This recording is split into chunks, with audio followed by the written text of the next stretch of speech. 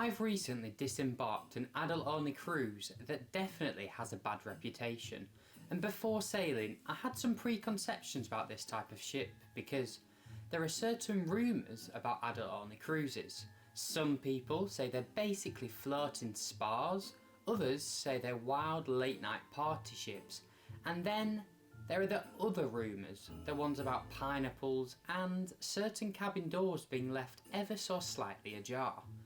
Before I worked on cruise ships, I wasn't fully sure what to believe, so when I finally stepped on board my first adult-only sailing, I went in curious and maybe a little bit suspicious.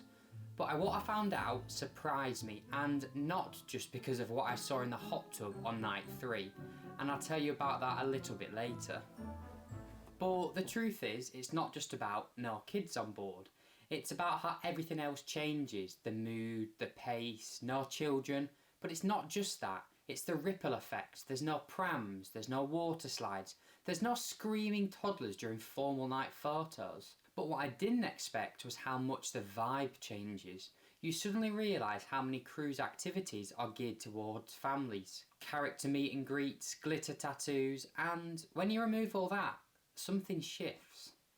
The entertainment feels more tailored, the jokes go a little bit darker, the trivia gets weirdly competitive, and people actually listen to the acoustic guitarist in the lounge without someone chucking a Jenga brick across the dance floor. Before I sailed, I pictured a ship full of 60-year-old somethings playing bridge and ordering prawn cocktails.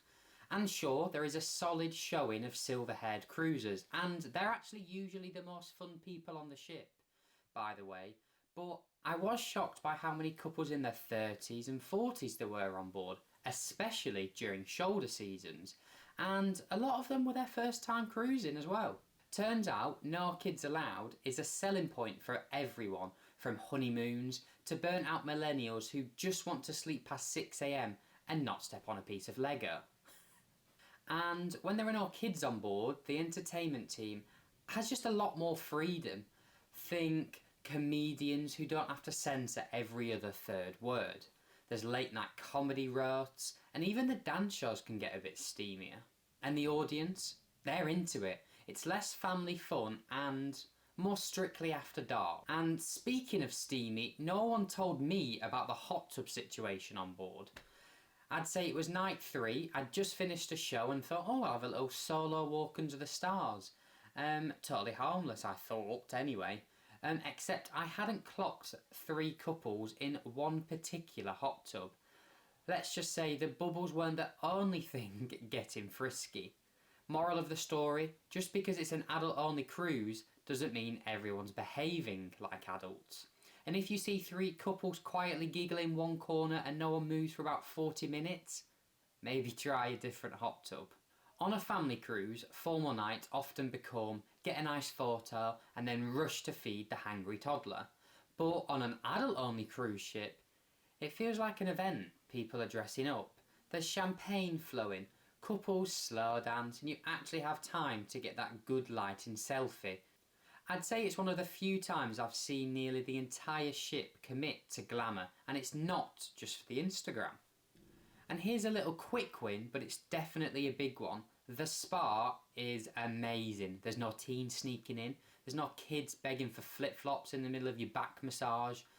It's just uninterrupted bliss. I once spent 2 hours on a heated lounger just staring at the ceiling tiles and just re-evaluating my life choices, really. Now, this next point actually really caught me off guard. I suppose when I was going on board I was bracing for queues and maybe a little bit of chaos, but with no big family groups or staggered kids eat early setups, the main dining room just seemed to flow so much better. The service just felt more personable. Tables for 2 are easy to get, and you're just less likely to have to explain to the waiter that yes, you want 3 starters and 2 desserts, and no, it's not for the kids, it's for you. I mean, I definitely do that anyway. Adult-only cruises are a magnet for solo cruisers, and it's not just the older solo crowd. There are loads of younger people doing a me-cation. And the great thing is, these cruises often have built-in events or meetups for solo travellers. And because it's adult only, those meetups don't feel like a school mixer. It's all relaxed, friendly, and sometimes a little bit flirty, and occasionally can lead to that hot tub drama. Now, just because you think a lack of kids, you would think everything's a bit calmer and a bit more dignified. You would be wrong. Give a group of adults a silent disco, an open bar, and a 90s night, and suddenly it's chaos in sequence. I've seen a grown man dressed as Britney Spears knee slide across the dance floor. The energy on an adult only theme night is unmatched. People let loose because they don't have to worry about setting an example. They are the example. But here's the twist. The ships aren't wildly different. The food, the pools, the sea. It's all still cruising. But the pace, the tone, now that's what's making it special on board. It's a subtle shift, but once you feel it, you just start craving it. But let me be brutally honest, adult-only cruises aren't for everyone.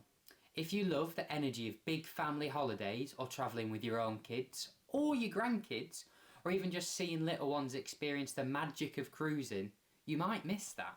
Also, some adult-only cruise ships do skew older, and not in a bad way, but if you're expecting Ibiza at sea, you might be disappointed.